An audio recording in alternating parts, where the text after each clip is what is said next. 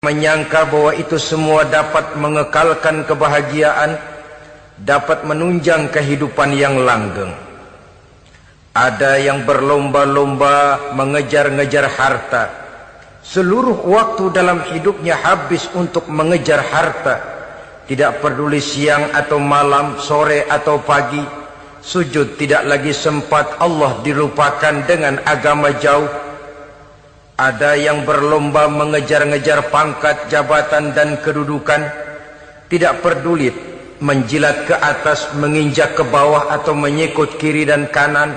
Bahkan teman pun jadi lawan, lawan pun jadi teman. Bukan soal, yang penting pangkat terkejar. Ada yang berlomba memperbanyak kendaraan. Sejak dari jet pribadi, pesawat kapal pesiar, sampai kepada mobil-mobil mutakhir. Ada yang berlomba memperbagus rumahnya. Ada yang berlomba memperbanyak istri dan anak-anaknya. Seluruhnya tenggelam di dalam perlombaan yang menurut ukuran mereka akan mendatangkan prestise, kemegahan dan kebanggaan.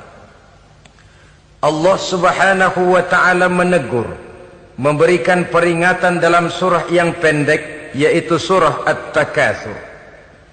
Alhaakumut takatsur hatta zurtumul maqabir kalla sawfa ta'lamun. Alhaakum ay syagalakum an ta'ati rabbikum. Kamu telah lalai daripada taat kepada Tuhanmu, dan yang menyebabkan kamu lalai itu tidak lain at-takatsur. At-takatsur artinya at-tabahi bi kathrati mata'id dunya. Bermegah-megah dengan memperbanyak kesenangan hidup duniawi. Dengan kata lain, berlomba-lomba mengejar kemegahan duniawi telah menyebabkan kamu lalai daripada mengingat, daripada taat kepada Allah Subhanahu wa ta'ala.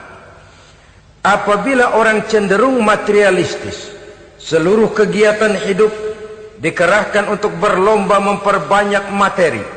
Apa namanya harta benda, apa namanya rumah, apa namanya pangkat dan jabatan, maka dikala itu seseorang akan sangat mudah lalai daripada taat kepada Allah Subhanahu wa ta'ala.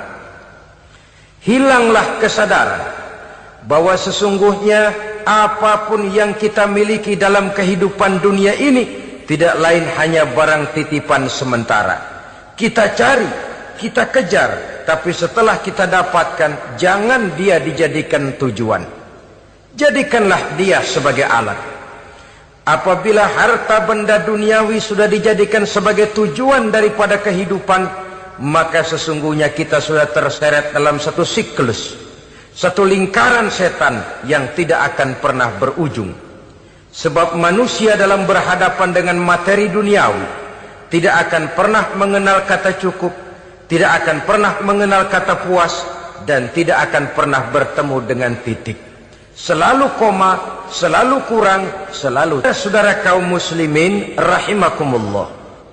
Oleh sebab itu agama memberikan kesadaran, seluruh yang kita miliki, yang dititipi oleh Allah dalam kehidupan ini berupa materi keduniaan, hakikatnya adalah alat dan bukan sebagai tujuan. Apabila alat sudah kita jadikan tujuan, kita akan terjebak ke dalam satu perlombaan yang justru akan mencelakakan kita sendiri. Inilah yang saya maksud dengan sirkuit celaka. Perlombaan yang hanya membuat kita jerih, payah, keringat bercucuran, tenaga terkuras, tapi tidak akan pernah sampai ke garis finish. Karena memang tidak ada garis finishnya. Betapapun jauhnya satu perlombaan, dia mesti punya garis finish.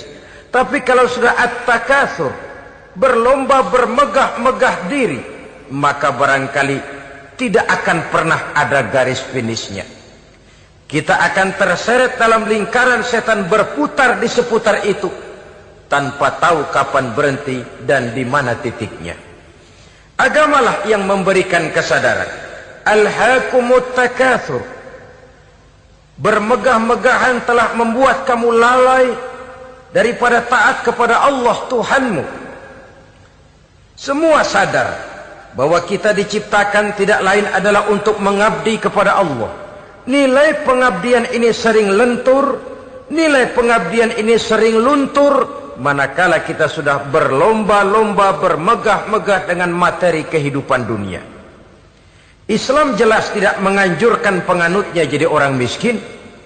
Bahkan Imam Ali karramallahu wajhah pernah mengatakan, kemiskinan bisa menyebabkan kekufuran. Ayat yang pertama turun juga kita tahu, Iqra, baca olehmu. Kan seolah-olah Quran cuma tidak langsung saja bilang, hai orang Islam, kamu jangan jadi bodoh.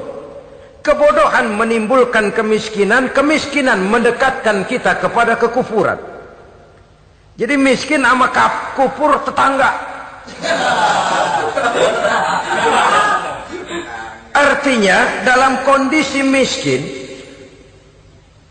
kemudi hati itu mudah terombang-ambing. Oleh sebab itu sering kemiskinan umat Islam ini dimanfaatkan oleh orang-orang lain untuk menyebarkan agamanya. Padahal agama adalah soal keyakinan yang tidak mungkin ditunjang dengan supermi, ditunjang dengan beras, pakaian, obat-obatan, beasiswa. Agama adalah soal keyakinan. Keyakinan adalah soal kebenaran, dan kebenaran itu adalah milik bersama. Tujuan diciptakannya manusia tidak lain adalah untuk melaksanakan ibadah. Kalau orang tenggelam dalam perlombaan memperbanyak harta, mempertinggi kedudukan, memperindah segala macam yang sifatnya duniawi, biasanya itu akan membuat dia lalai dari taatnya kepada Allah Azza wa Jalla. Kadang bukan hanya lalai daripada taat, juga sering terjebak kepada maksiat. Karena kalau pola pandang dan tolok ukur sudah benda duniawi semata-mata, sangat tidak mustahil orang lalu terjebak ke dalam prinsip menghalalkan segala cara. Asal sudah tujuan tercapai, cara apapun halal. Akhirat nomor 18. Nah, bukankah memang barangkali kita sejak kecil sudah dilatih untuk materialistis? Umpamanya kita hanya sering dilatih untuk takut kepada yang konkret-konkret saja, takut kepada yang nyata-nyata saja. Seorang ibu kalau menakuti anaknya, aduh nak, kenapa ini kau kerjakan? Kalau bapakmu tahu, waduh, habis kamu. Ya, kita lihat, kalau bapakmu tahu, kalau polisi tahu, kalau hansip tahu, kalau satpam tahu. Tapi jarang seorang ibu menanamkan kepada anak, nak, kenapa ini yang kau lakukan, nak? Bukankah kau tahu Allah lihat, Allah tahu, Allah dengar, Allah, nak? Diajarkan takut kepada yang gaib. Karena kalau takut dia kepada polisi, dia pasti bisa cari tempat lain dong yang polisi kagak lihat. Kalau takut dia kepada satpam, minggir dong ke tempat yang kira-kira satpam nggak lihat. Tapi kalau sudah takut itu terpulang kepada Allah, kepada yang gaib, tidak sejengkal tanah pun yang terhalang dari pengetahuan Allah. Tapi itulah salahnya kita. Sejak kecil anak-anak sudah kita latih untuk takut hanya kepada yang konkret-konkret saja. Akibatnya sampai dia besar melembaga dalam kehidupannya. Dia nyolong, kata temannya, kamu nyolong ya? Iya. Kok nyolong sih? Emang? Kenapa nyolong? Biarin.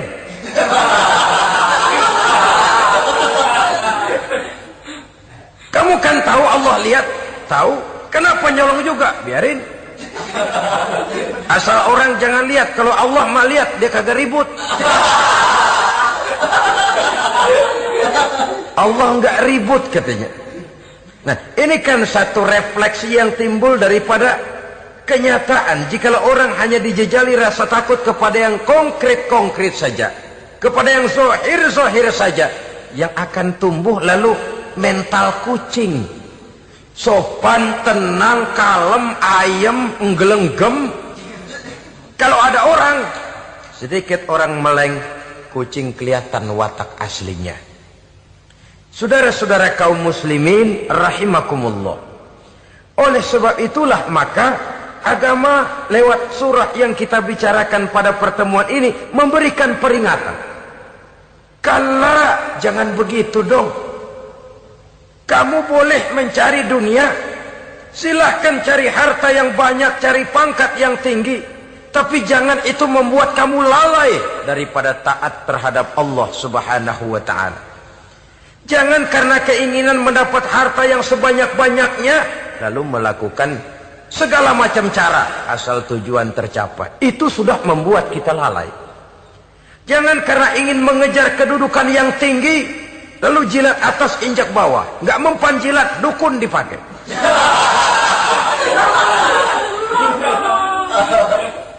Itu kan sudah membuat kita lalai. Nanti kalau berhasil, wah dukun kita paten. Tapi kalau gagal, dukun sialan kagak mantul.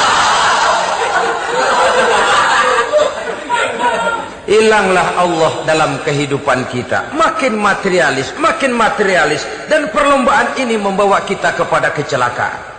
Kala, sekali-kali jangan begitu. Nyatanya kan ada orang nyari duit, setelah duitnya banyak dibudakin oleh duit. Dia sendiri tidak bisa merasakan kesenangan daripada duitnya, konon lagi orang lain. Mau ke pasar ngitung 16 kali. Naik bajai 1000. 1000 itu kalau ratusan semua 1000 lembar. Hitung-hitung, mendingan jalan kaki. Jalan kaki, tengah hari bolong, panas, kan dibudakkan oleh uang. Cari karier, kejar pangkat, kejar kedudukan. Setelah ditemukan itu, jadikan dia sebagai alat, jangan dijadikan tujuan. Pangkat kau milikku, karena kau milikku kau harus jadi budakku, jangan aku yang jadi budak kau pangkat. Suatu saat dia harus lepas dari kita, jiwa ini lapang. Kenapa? Dahulu pun ketika lahir ke dunia tidak ada pangkat yang kita sandang. Dahulu pun ketika lahir ke dunia tidak ada harta yang kita bawa. Jadi harta itu, pangkat itu, kedudukan itu ada dalam hati, tapi tidak berurat dan berakar. Kalau dia berurat dan berakar dalam hati, berat misah sama harta itu. Berat. Sekedar ngasih fakir miskin cepet juga berhitungnya 17 lembar.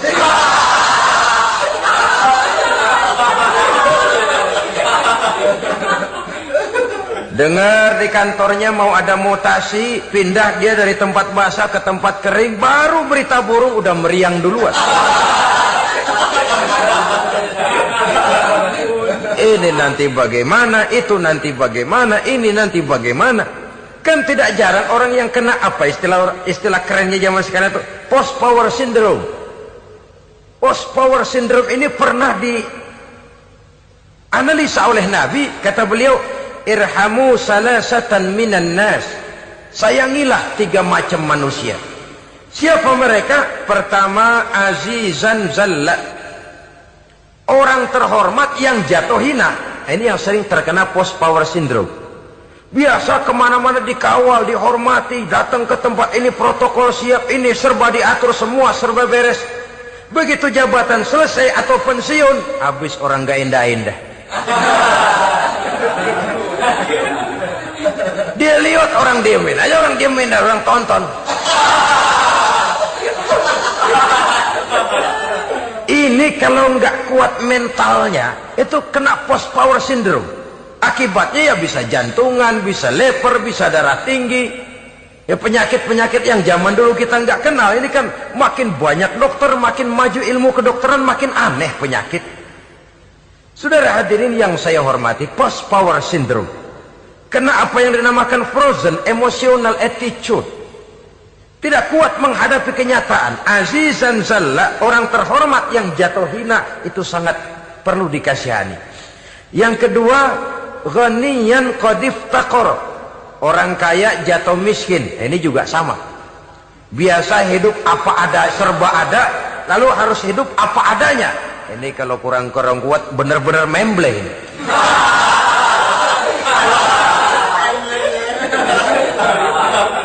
Kalau tidak kuat mentalnya, biasa hidup serba enak, serba nikmat, cuma kerjanya neken cek, main apa itu kredit card, macam-macam fasilitas dipunyai, tahu-tahu jatuh bangkrut, jatuh miskin.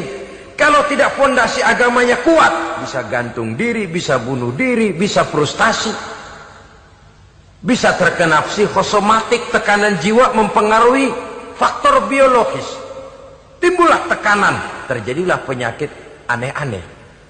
Al-Afghaniyan qadif takoro, orang kaya jatuh miskin, itu perlu dikasihani. Yang ketiga, wa faqihan yal'abu bihil juhal, ahli fikih tapi dipermainkan oleh orang-orang bodoh. Hanya kebetulan orang bodoh itu punya kekuasaan, hukum bisa dipesan.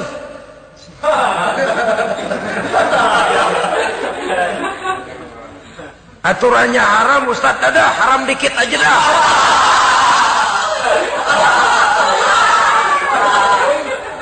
Sibuklah tuan fakih ini, ahli fikih ini mencari dalil kebet sana kebet sini supaya yang tadinya haram benar bisa jadi haram sedikit.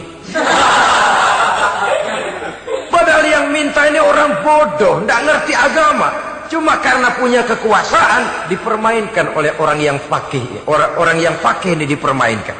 Kasihan orang yang seperti itu. Wa faqihan yal'abu bihil juhal, ahli fikih tapi dipermainkan oleh orang-orang bodoh. Akibatnya karismanya hilang, wibawanya lenyap. Dia menyangka bahwa dengan mengharam-haram sedikit-sedikit itu dia bisa mendapat keuntungan yang berganda-ganda, padahal akibatnya itu hanya akan membawa kecelakaan saja. Allah peringatkan benar, kala sekali-kali jangan begitu. Cari uang yang banyak silahkan, ngejar kedudukan yang bagus boleh, bikin rumah yang hebat silahkan, ada kendaraan bagus silahkan, tapi jangan sampai kamu terjebak kepada sirkuit celakai, perlombaan yang tidak ada garis finishnya. Sering dicontohkan orang menghayal, melamun, kamu kenapa nggak mau ibadah? Lah bagaimana mau sembahyang, saya di Jakarta masih ngontrak.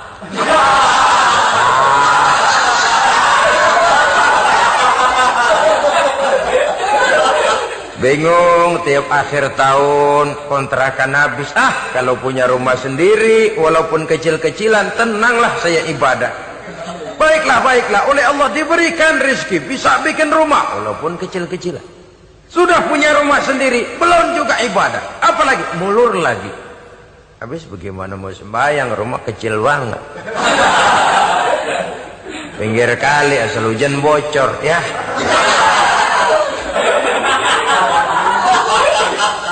Kalau bisa punya rumah permanen, rajinlah ibadah dah.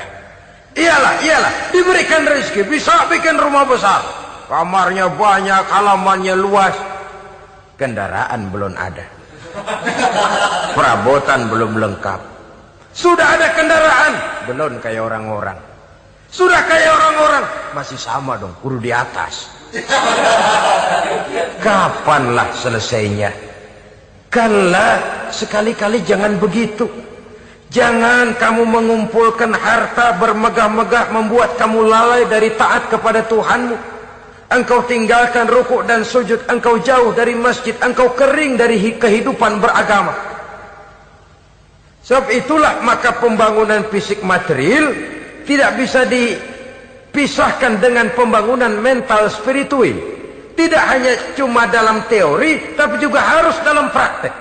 Selalu pembangunan yang hanya mengarah kepada fisik material, jauh dan kering dari agama, hanya akan melahirkan manusia-manusia materialistis yang terjebak di dalam sirkuit celaka, perlombaan yang tidak pernah mengenal garis finish.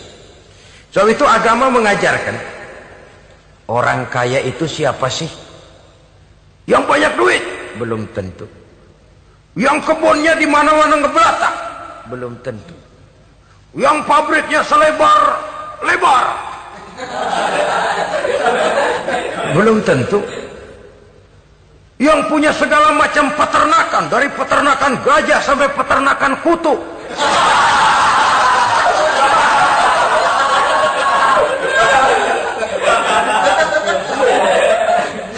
belum tentu. Agama memberikan tuntunan yang sangat luhur, orang kaya itu adalah orang yang hidupnya cukup. Orang miskin itu orang yang selalu merasa kurang. Bagaimanapun banyak duit saudara miliki, kalau masih merasa kurang, masih miskin saudara. Saya punya uang 1.000 rupiah, Anda punya uang 1 juta rupiah. Mungkin saya lebih kaya dengan uang yang 1.000 ketimbang Anda 1 juta. Kenapa? Dalam tangan saya uang 1.000 besar, artinya sesuai dengan kebutuhan saya. Tapi di tangan Anda uang 1 juta, kebutuhan Anda lebih besar daripada itu lagi. Maka agama mengajarkan sifat qanaah, merasa cukup, dan itulah sumber kekayaan yang hakiki. Orang kaya adalah orang yang hidupnya cukup. Kalla saufa ta'lamun, jangan begitu, nanti kamu akan tahu. Summa kalla saufa ta'lamun, jangan sekali-kali begitu, suatu saat kamu pasti akan tahu. Kalla law ta'lamuna ilmal yaqin thumma latarawunnaha 'ainal yaqin thumma latus'alunna yawma idzin 'anin na'im. Nah, kapan perlombaan ini akan menyadarkan orang? Biasanya hatta zurtumul maqabir, sampai kamu dekat ke liang kubur. Itu biasanya kalau istilah orang sekarang baru ngeh. Asal sudah napas sampai tenggorokan disambung dengan selang, sudah Senin Kemis dibantu dengan alat picu jantung, gerak gerak gerak gerak, sudah kayak orang mau gergaji kayu. Dikala itu barulah sadar orang biasanya. Dan kesadaran semacam itu kesadaran yang terlambat, kesadaran ala Fir'aun. Fir'aun selagi hidup diajak beriman dan nehi aja.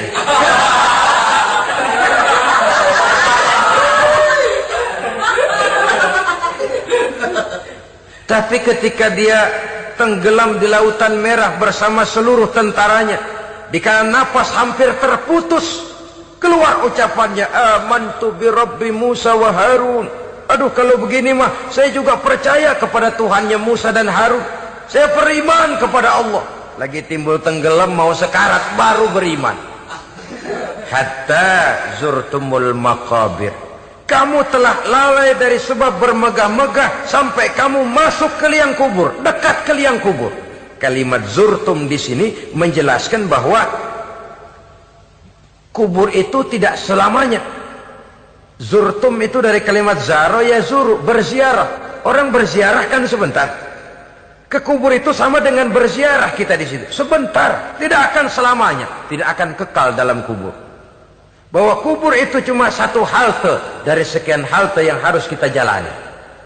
Hatta zurtumul maqabir ay mutum wa dufintum fil kubur, sampai kamu mati dikubumikan dalam kubur, barulah kamu sadar bahwa perlombaan itu hanya sia-sia. Bahwa perlombaan itu tidak akan pernah mengenal garis finish. Bahwa perlombaan itu akan membuat kamu celaka. Begitulah umumnya kebanyakan orang yang terjebak ke dalam paham materialis, baru menyadari kesalahan langkahnya pada saat napas sudah sampai di tenggorokan. Ternyata uangnya yang miliaran rupiah tidak sanggup menyambung nafasnya. Ternyata kendaraan yang serba mewah berkilat tidak sanggup meneruskan kehidupannya. Ternyata pangkat jabatannya yang tinggi yang membuat dia menyebabkan temannya jadi lawan, lawannya jadi teman, tidak akan sanggup menghentikan sang malaikat maut. Kalau keadaan sudah begitu, baru sadarlah kita terlambat. Karena saat seperti itu akan dihadapi oleh setiap orang. Kala, jangan begitu. Sadarlah kamu bahwa kalau sudah dekat ke liang kubur kamu baru insaf, itu terlambat. Sebelum nafas sampai di tenggorokan, pintu tobat masih selalu terbuka. Tapi manakala nafas sudah sampai di tenggorokan, tertutuplah pintu tobat untuk orang yang bersangkutan. Oleh sebab itu, perlombaan dengan bermegah-megah terhadap materi duniawi, tolok ukur dan pandangan hidup yang terbatas kepada wujud benda semata-mata, memang sering menyebabkan orang lalai, sering menyebabkan orang lupa diri, tidak sadar tentang hakikat yang terpenting dari kehidupan ini, yaitu tentang dari mana dia datang, di mana dia sekarang, dan kemana dia akan pulang. Sungguh, ilmu pengetahuan tidak akan pernah mampu menjawab persoalan ini. Sungguh, filsafat juga tidak berdaya menghadapi pertanyaan seperti ini. Hanya agama yang mampu memberikan kepastian batin tentang hakikat dari mana kita datang, di mana kita sekarang, dan kemana kita akan pulang. Makin kita renungi pertanyaan ini, makin kita menemukan diri sendiri. Dan makin kita menemukan mengenal diri sendiri, kita akan semakin mengenal Allah subhanahu wa ta'ala. Semakin kita mengenal Allah, maka akan semakin terpanggil kita untuk dekat dengannya, mentaati segala perintahnya, dan berupaya menjauhi segala yang dilarangnya. Dengan demikian selamatlah kita dari satu perlombaan yang hanya akan menyeret kita kepada menghalalkan segala cara, jauh dari agama, jauh dari Allah, bahkan jauh dari sesama manusia. Karena umumnya perlombaan seperti ini akan cenderung melahirkan manusia yang egois. Muslimin rahimakumullah. Lebih jauh, mari kita mengikuti peringatan Allah dalam surah Al-Munafiqun ayat 9. Di sini Allah Subhanahu wa taala mengingatkan, A'udzu billahi minasy syaithanir rajim. Ya ayyuhalladzina amanu la tulhikum amwalukum wala auladukum an dzikrillah wa may yaf'al dzalika fa ulaika humul khasirun. Hai orang-orang yang beriman, jangan sampai hartamu dan anak-anakmu melalaikan kamu daripada mengingat Allah. Wa may yaf'al dzalik, barang siapa yang melakukan hal seperti itu, fa ulaika humul khasirun, maka merekalah sesungguhnya orang-orang yang merugi. Rugi dunia, rugi akhirat. Disebutkan di sini dua hal yang sering menyebabkan kita jadi lalai. Amwal dan aulad. Harta dan anak-anak. Materi dan keluarga. Perlombaan di dalam mengumpulkan materi sering menyebabkan kita menjadi lalai. Begitu juga amanah berupa anak ini sering kita lalaikan atau sering membuat juga kita menjadi lalai. Kita lalaikan dalam arti bahwa keduanya, baik harta baik anak, merupakan amanah dari Allah. Setiap orang tua akan dimintakan pertanggungan jawab. Apabila kita lalaikan amanah ini, maka resikonya akan kembali juga kepada kita.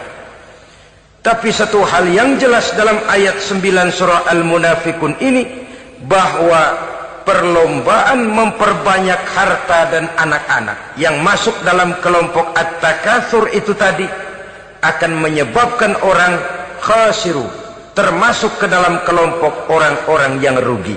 Perlombaan yang hanya akan membawa kerugian semata-mata. Kemudian di dalam satu hadis Rasulullah sallallahu alaihi wasallam memberikan peringatan. Beliau bersabda, "Iza azzamat ummati dinaran wa dirhaman, nuzi'at minha haibatul Islam, wa iza tasabat ummati saqatat min ainillah." Wa iza turikatil amru bil ma'rufi wan nahyu 'anil munkari hurimat 'alaihim barakatul wahyi. Ada tiga hal yang kalau kita kerjakan akan menimbulkan tiga macam akibat di dalam hadis ini. Pertama, iza azzamat ummati dinaran wa dirhaman. Apabila umatku sudah mengagung-agungkan dinar dan dirham. Artinya kalau umatku sudah jatuh menjadi umat yang materialistis, segalanya diukur dari dinar dan dirham. Dinar dan dirham ini kalau bahasa Inggrisnya dokat.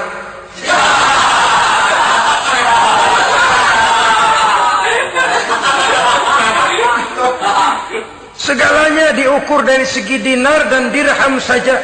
Nuzi'at minha haibatul Islam, akan dicabutlah kehebatan Islam dari mereka. Memang ada kalanya kita berkata bahwa tanpa uang kita tidak bisa berbuat apa-apa. Tapi kalau itu dijadikan landasan dari segala sesuatu, itu yang dijadikan ukuran, itu yang dijadikan tujuan, kita hakikatnya sudah gagal sebelum melangkah.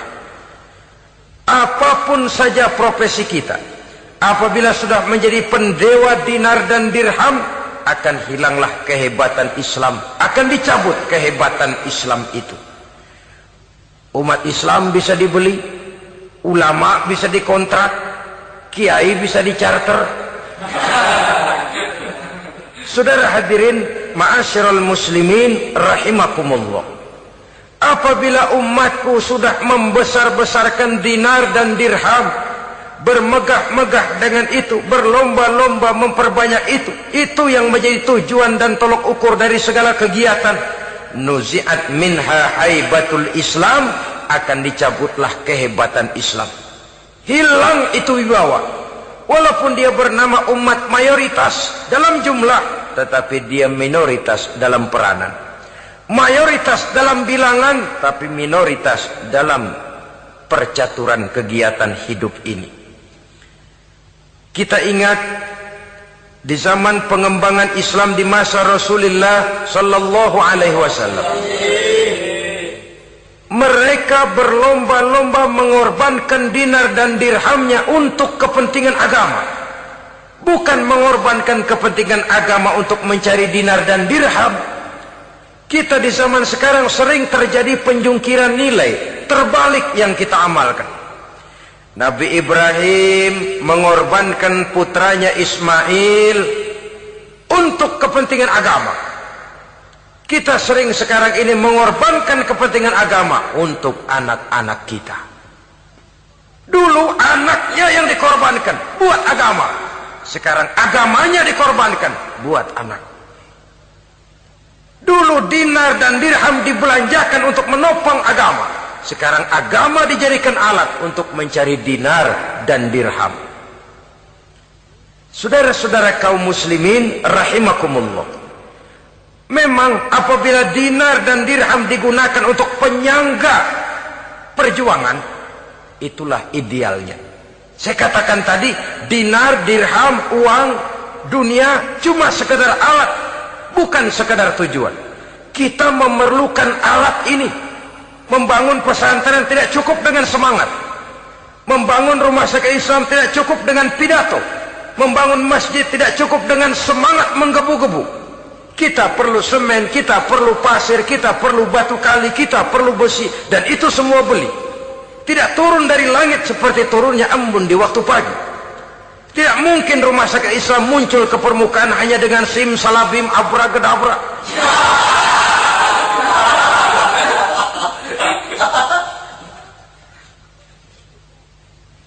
Oleh sebab itu, saya bersyukur kecenderungan belakangan ini pengajian-pengajian akbar di berbagai tempat tidak hanya sebagai ajang untuk menanamkan akidah, membina ukhuwah, tapi juga menjadi sarana di mana kita mengumpulkan dana, menghimpun potensi umat, menginventarisir potensi untuk kepentingan pengembangan daripada agama. Meskipun ada satu dua orang yang salah paham tentang ini, sampai kemudian saya mendapat satu merek yang cukup tidak enak untuk didengar, mengkomersilkan pengajian katanya. Karena memang ada pengajian yang menggunakan sistem karcis, sebenarnya juga tidak etis. Undangan berikut infak, yang seluruh hasilnya digunakan buat kepentingan agama. Apakah itu rumah sakit, apakah itu madrasah, apakah itu masjid, dan satu sen pun saya tidak menuntut bagian dari itu. Saya malah berprinsip sepanjang saya masih laku untuk dijual dan itu memang buat kepentingan agama, persilahkan jual saja. Asal buat masjid, pesantren, madrasah, rumah sakit Islam, kegiatan syiar dan dakwah, silakan. Tapi kalau sudah dijual buat kepentingan pribadi, memperkaya diri sendiri, tentunya dunia akhirat sulit untuk ridho kepada tingkah laku yang semacam itu. Kita memerlukan dana. Umat di daerah membangun memerlukan dana. Dan dana itu tidak hanya datang begitu saja. Kita bersyukur bahwa untuk menghadiri pengajian sekarang ini orang mau mengeluarkan uang, mau memberikan infak dengan ikhlas, tidak dengan keterpaksaan. Kenapa tidak? Sehingga ini lalu diinventarisir untuk kepentingan pembangunan agama. Ratusan juta rupiah terkumpul dari pengajian-pengajian rutin ini, pengajian-pengajian akbar ini. Puluhan masjid terbantu, rumah sakit Islam terbantu, musola selesai. Ya walaupun tidak lalu semuanya beres, tapi gemaknya itu sudah cukup menyentuh untuk menyadarkan orang bahwa harta baru kekal kalau dia sudah dibelanjakan di jalan Allah. Nah, yang celaka kalau dinar dan dirham itu yang dijadikan tujuan. Mengadakan pengajian semata-mata untuk cari uang, uangnya buat kantongnya dewek. Itu yang membuat dicabutnya kehebatan Islam itu. Segalanya diukur dari sudut itu. Sehingga ketika seseorang datang bertanya tentang hal-hal yang berkaitan dengan ini, maka hal semacam ini sesungguhnya satu nikmat yang perlu kita syukuri sepanjang menginventarisir potensi umat benar-benar digunakan buat kepentingan daripada agama kita. Jadi peringatan tegas dari Nabi ini, iza azamat ummati dinarun wa dirhaman nuzi'at minha haibatul Islam. Apabila umatku sudah mengagung-agungkan dinar dan dirham, maka akan dicabutlah kehebatan Islam dari tengah-tengah mereka. Remeh saja orang memandang kita, enteng saja orang memandang kita. Satu. Yang kedua, patuhlah mereka dalam pandangan Allah. Kalau sesama umat ini sudah saling menjelekkan, apakah yang menjelekkan itu lebih bagus dari yang dijelekkan di hadapan Allah? Dua-duanya sama rendahnya. Pribadi saya mungkin puas kalau saya bisa menghantam saudara di depan umum, menjelek-jelekkan nama saudara. Tapi lebih baikkah saya dalam pandangan Allah? Sama rendahnya dengan orang yang saya jelekkan. Itu pun kalau yang dijelekkan benar-benar jelek. Kalau cuma sekedar fitnah, wah lebih celaka lagi nasib si orang itu tadi. Ini artinya menyadarkan kita bahwa umat ini sudah diikat dengan akidah. Beraneka ragam kita, tapi harus ada kebersamaan. Berbeda kita, tapi harus satu. Sebagai satu ummatan wahidah, satu umat yang satu. Oleh sebab itu, persamaannya lah yang harus kita angkat ke permukaan, bukan perbedaannya yang kita perbesar. Sudah datang waktunya umat Islam bangun dari tidurnya, jangan lagi dibuai oleh irama mayoritas. Sudah lewat masanya kita bertengkar karena persoalan-persoalan kecil yang tidak prinsip. Sudah datang waktunya umat Islam bersatu, menyusun saf yang lebih lurus oleh karena ia dihadapkan kepada tantangan-tantangan yang tidak semakin ringan. Kalau kita bertengkar dengan kita, kalau kita saling mencaci sesama kita, bukankah Yahudi tepuk tangan? Bukankah Nasrani menari-nari? Bukankah pihak ketiga akan menangguk di air keruh? Dan kerugian akan terpulang kepada kita semua. Tapi inilah realita. Bahwa yang kita hadapi ini sesungguhnya musuh kita di luar kita, bukan di dalam kita. Apakah itu kemiskinan, kebodohan, maksiat, munkarat, ketidakadilan, kezaliman, kesewenang-wenangan, dan lain sebagainya. Yang musuh jadikan musuh, yang teman mari kita rangkul. Jangan terbalik, teman dimusuhi, musuh malah dirangkul.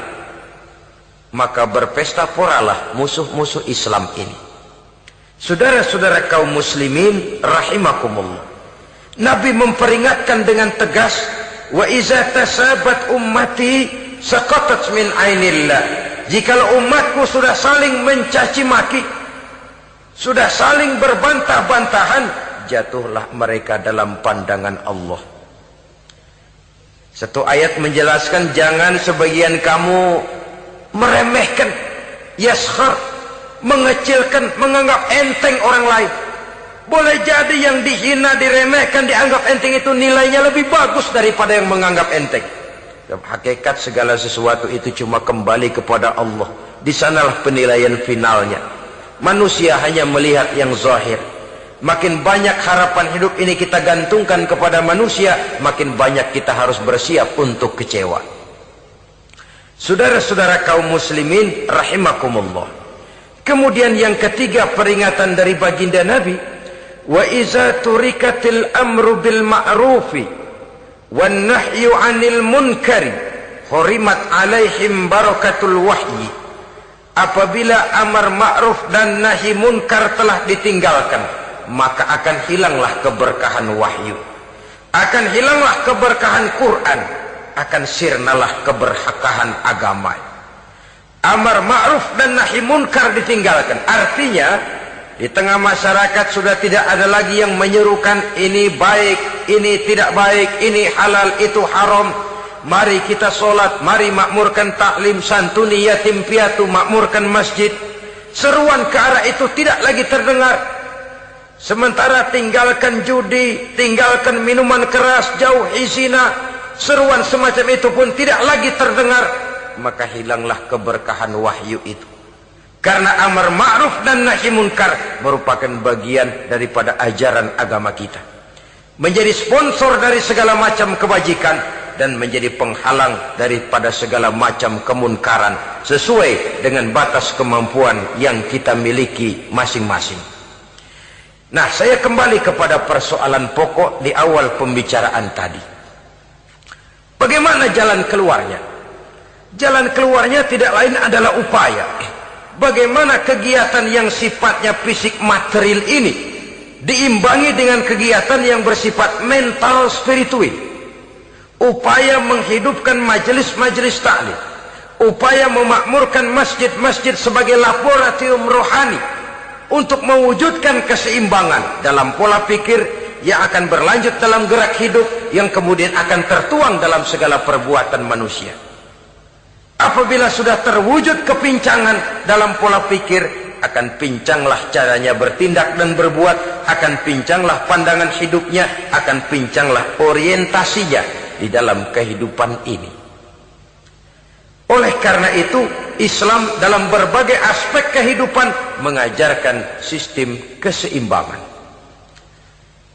Mencari harta boleh, tapi tidak boleh keluar dalam kerangka fastabiqul khairat. Berlomba-lomba silakan, tapi untuk kebaikan.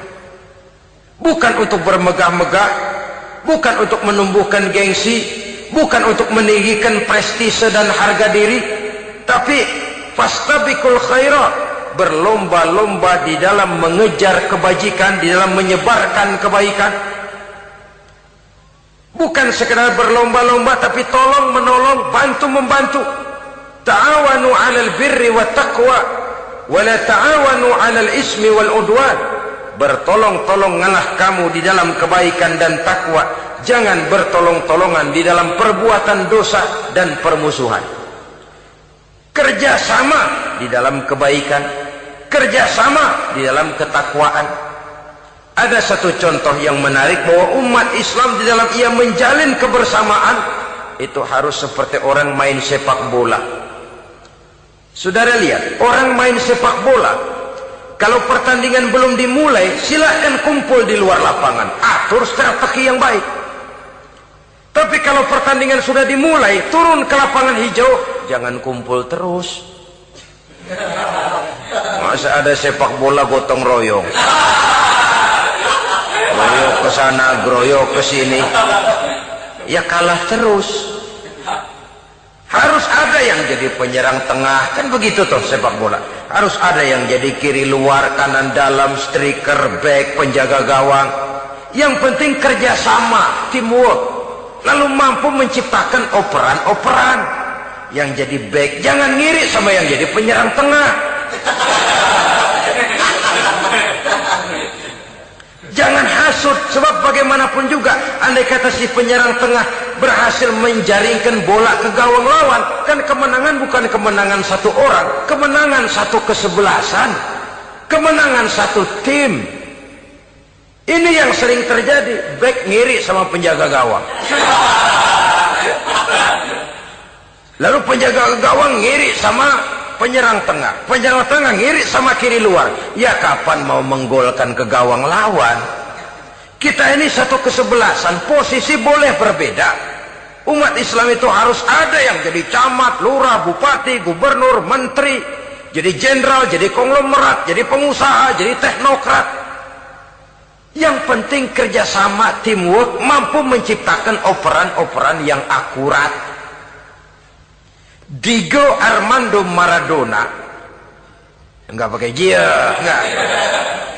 Itu katanya maha bintang, gagah, hebat. Bintang lapangan hijau.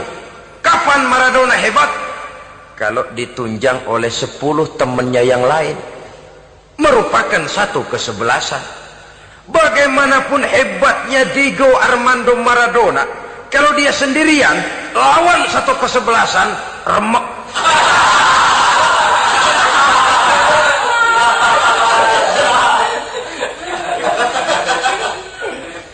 Dia hebat, dia jenius, dia maha bintang karena dapat operan dari teman-temannya.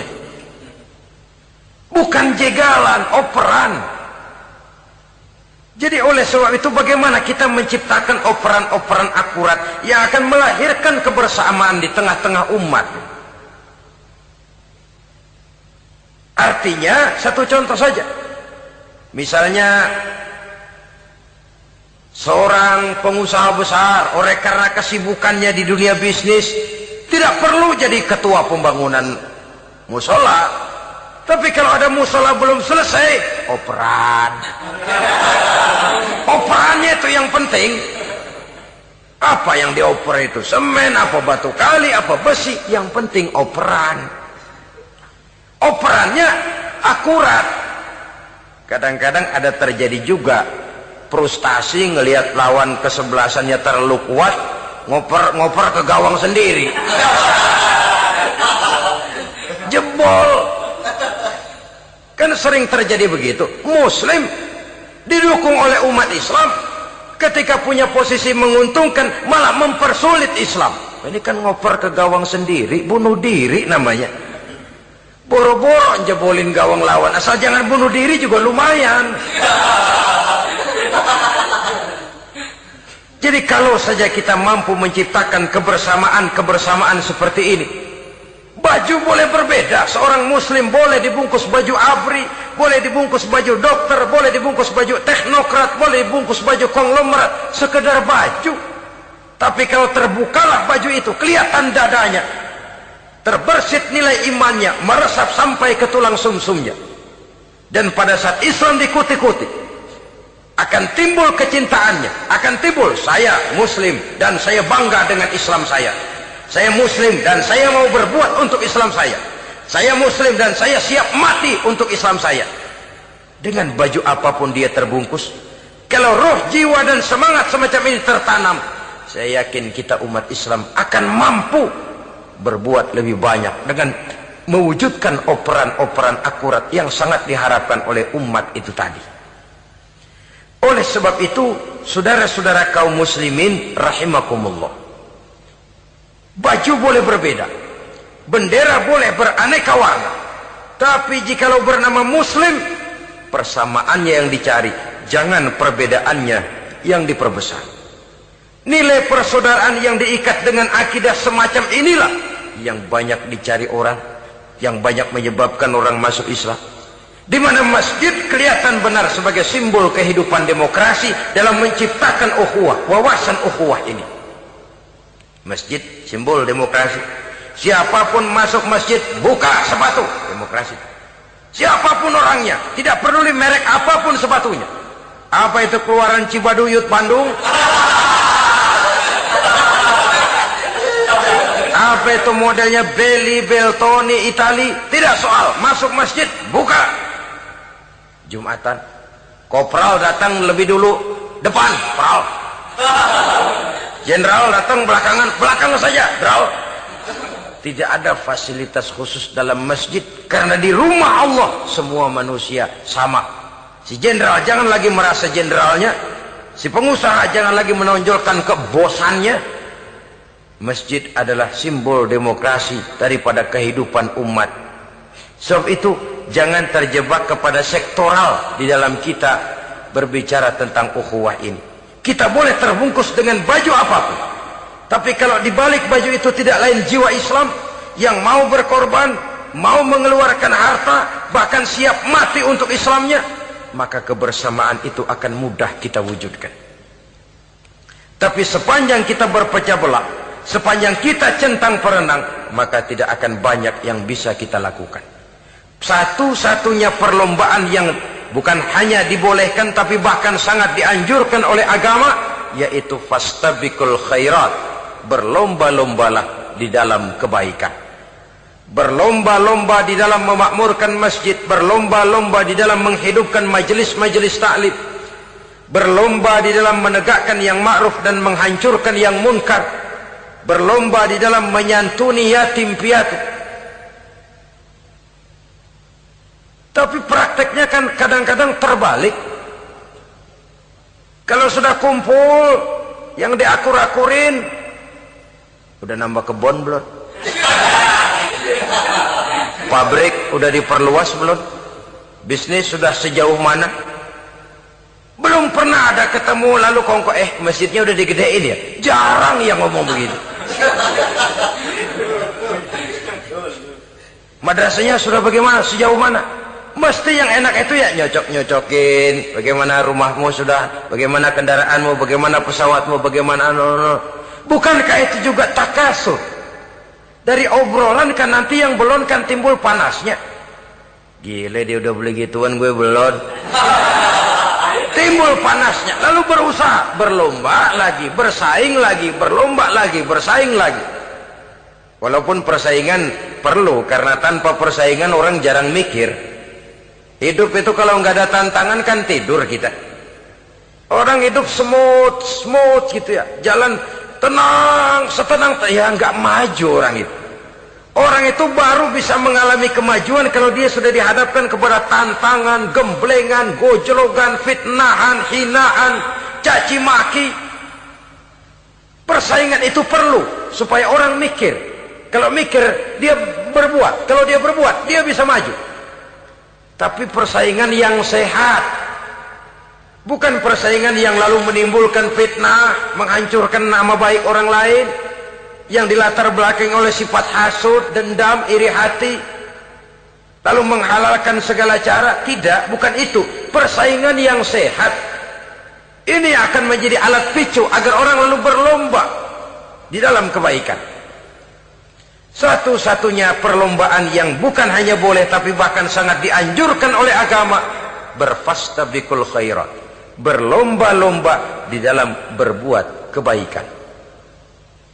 Berlomba-lomba membangun masjid, bukan berarti di sebelah masjid bangun masjid lagi, bukan. Kadang-kadang karena ada fastabiqul khairat, berlomba-lomba, nggak apa-apa dah. Di sebelah masjid bikin lagi masjid. Akhirnya azan perlombaan main kenceng-kencengan. Bukan itu yang diinginkan tentu, bukan itu. Bagaimana memakmurkan masjid, bagaimana memfungsikan masjid, bagaimana membina umat dan lain sebagainya. Jadi pembicaraan ke arah itu akan menimbulkan rangsangan untuk berlomba di dalam kebaikan. Kalau dia kok bisa menata masjidnya sampai makmur, jamaah senang datang ke sana, anak-anak muda betah di masjid, kenapa saya tidak? Apa konsepnya? Nah, ini kan berlomba, tapi berlomba dalam kebaikan. Kalau dia bisa menghimpun anak-anak muda, lalu diarahkan kepada jalan yang positif, kenapa saya tidak bisa? Dia punya potensi yang saya juga punya. Berlomba di dalam kebaikan. Perlombaan semacam ini akan memberikan ketentraman karena jalan yang ditempuh jalan ibadah. Tapi kalau perlombaan materi, at-takasur tadi, yang timbul bukan ketentraman, panas. Karena panas, udah dekat, panas kan tetangganya hasud, dengki, iri hati, sakit, demam, orang lain maju, meriang. Lah kalau sudah begitu, hasud yang jadi bisikan hati, ya sudah, segala macam cara dilakukan untuk menjatuhkan orang lain. Dan itu sudah bukan lagi persaingan yang sehat. Saudara-saudara kaum muslimin rahimakumullah. Oleh sebab itu kita tutup pertemuan singkat kali ini dengan satu kesimpulan, bahwa harta adalah sekedar alat, bukan tujuan di dalam kehidupan. Tanpa harta barangkali orang sulit untuk bahagia, tapi harta semata-mata tidak merupakan jaminan bahwa orang lalu akan bahagia. Termasuk di dalam kata harta ini pangkat, jabatan, kedudukan, anak, istri, keluarga, rumah, tanah, pabrik, kebun, peternakan, dan lain sebagainya. Perlombaan yang dianjurkan di dalam agama adalah perlombaan untuk berbuat kebaikan. Maka masalahnya sekarang, bagaimana kita memanfaatkan harta ini untuk sebanyak-banyak kebaikan yang bisa kita lakukan. Semoga kita mampu melakukannya dan kita tidak termasuk dalam orang-orang yang celaka yang lantaran bermegah-megah dengan kesenangan dunia saja. Terima kasih atas segala perhatian, mohon maaf atas segala kekurangan. Usikum wa nafsi bitaqwallah. Wassalamualaikum warahmatullahi wabarakatuh.